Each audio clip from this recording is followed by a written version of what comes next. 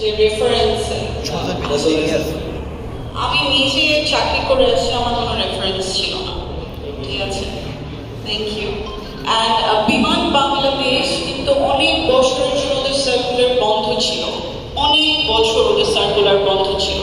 And they started again last হয়তো বা 3-4 বছর ধরে ওরা আবার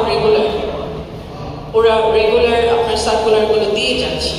এই হবে আপনার নিজের জন্য। সো ইন্টার পাস থাকতেই হবে।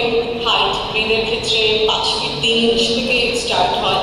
দেন ওয়েটটা আপনার বিএমআই অনুযায়ী পারফেক্ট থাকতে হবে, আইসাইট থাকতে হবে 6/6 অ্যান্ড নো স্টার্স মার্কস, ঠিক আছে, ভিজিবল।